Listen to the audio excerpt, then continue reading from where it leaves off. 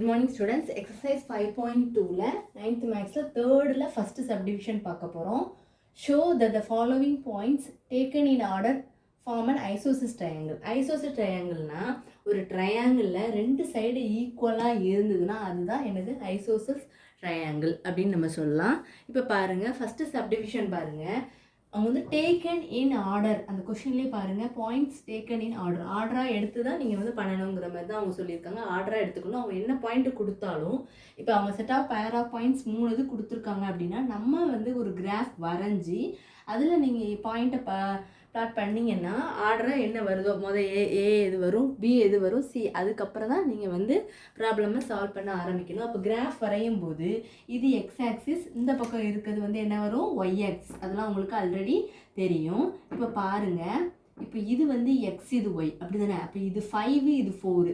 அப்போ எக்ஸில் இந்த ரெண்டு லைனும் பாசிட்டிவ், இந்த ரெண்டு லைன் நெகட்டிவ், அதெல்லாம் உங்களுக்கு ஆல்ரெடி தெரியும்.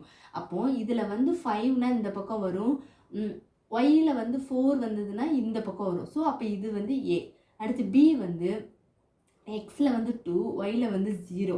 ஸோ அப்போ அதே இடத்துல தான் வரும். அடுத்து சிக்கு பாருங்கள், இங்கே -2 வரும், ஒய்க்கு 3. அப்போது ஒரு ட்ரையாங்கிள் ட்ரா பண்ணிக்கலாமா? இப்போ இது வந்து எது ஏ மார்க் பண்ணோம், 5,4. அப்போ ஏ, இது பி 2,0, சி வந்து -2,3. இப்போ நம்ம நெக்ஸ்ட்டு ப்ராப்ளம் சால்வ் பண்ண ஆரம்பிக்கலாமா?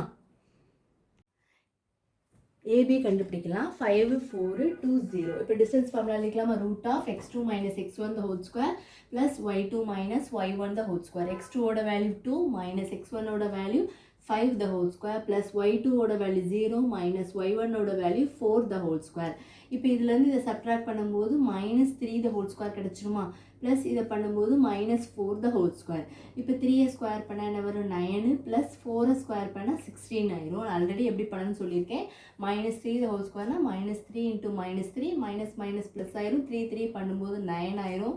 ப்ளஸ் இது வந்து 16, ரெண்டையும் ஆட் பண்ணிங்கன்னா என்னது 25. √25 வேல்யூ வந்து என்னது 5. அப்போ டிஸ்டன்ஸ் ஏபி வந்து உங்களுக்கு என்ன கிடச்சிருக்கு, 5. இப்போ நெக்ஸ்ட் நம்ம கண்டுபிடிக்க போகிறது என்னது, பிசி.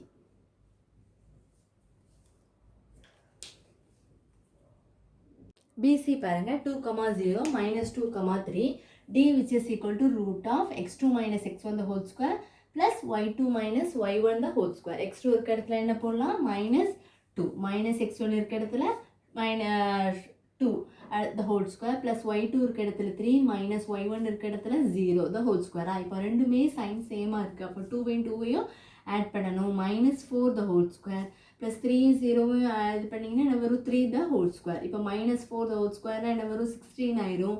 ப்ளஸ் 3 ஸ்கொயரோட வேல்யூ 9. இப்போ 16ஐயும் 9ஐயும் ஆட் பண்ணிங்கன்னா என்ன வரும், 25. √25 வேல்யூ 5. அப்போ ஏபியும் உங்களுக்கு 5 கிடச்சிருக்கு, பிசியும் 5 கிடச்சிருக்கு. இப்போ நம்ம நெக்ஸ்ட்டு சிஏ கண்டுபிடிக்கலாமா? சிஏ கண்டுபிடிக்க போகிறோம். சிஏ வந்து என்னது, -2,3 5,4. அப்போ டிஸ்டன்ஸ் ஃபார்முலா என்னது, x2 - x1 + y2 - y1 இப்போ x2ஓட வேல்யூ சப்ஸ்டியூட் பண்ணலாமா? அப்போ என்ன வரும், 5 -x1ஓட வேல்யூ -2, அது மைனஸாக இருக்கனால அது தனியாக குட்டியாக ஒரு ப்ராக்கெட் போட்டிருக்கேன், இந்த ப்ளஸ் y2ஓட வேல்யூ 4 -y1ஓட வேல்யூ 3 இப்போ மைனஸாக இது பண்ணிங்கன்னா என்ன வரும், ப்ளஸ். அப்போ 5 + 2 ப்ளஸ் 4லேருந்து 3 சப்ட்ராக்ட் பண்ணிங்கன்னா 1 5லேருந்து 2 ஆட் பண்ணிங்கன்னா 7 ப்ளஸ் 1 7 என்னது 49 ப்ளஸ் 1 49லேருந்து 1 ஆட் பண்ணிங்கன்னா 50. இப்போ இது ரூட் எடுக்கும்போது இது வந்து எப்படி பிடிச்சதுக்கலாம், 2 × 25 √25ஓட வேல்யூ 5. அப்போ 5 √2 எழுதலாமா?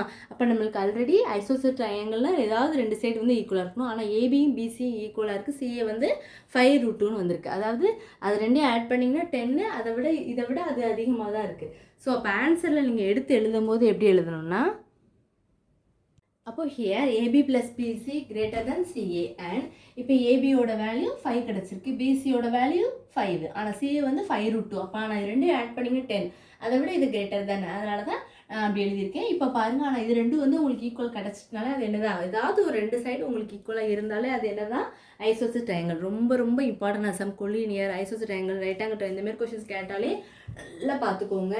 அதேமாரி கண்டிஷன் கண்டிப்பாக தெரிஞ்சுக்கோங்க, டிஸ்டன்ஸ் ஃபார்முலா தெரிஞ்சுக்கோங்க. அதேமாரி ஐசோசெல்ஸ் ட்ரையாங்கிள் கொடுக்கும்போது அவங்க கொடுத்த பாயிண்ட்டை வச்சே மார்க் பண்ணக்கூடாது, ஏபிசின்னு எடுக்கக்கூடாது, கிராஃப் வரையணும், எக்ஸு ஒய் நீங்கள் ப்ளாட் பண்ணிவிட்டு அதில் நீங்கள் ஆர்டர் ஏன்னா டேக்கின் ஆர்டர்னு அவங்க கொடுத்துருப்பாங்க. அப்போ ஆர்டராக பாயிண்ட்டை ப்ளாட் பண்ணிவிட்டு கரெக்டாக இருந்தால் அப்படியே எழுதிடணும்.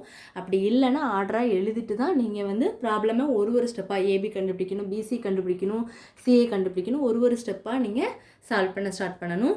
வேறு எதுவும் டவுட்ஸ் இருந்தால் கண்டிப்பாக கேளுங்க.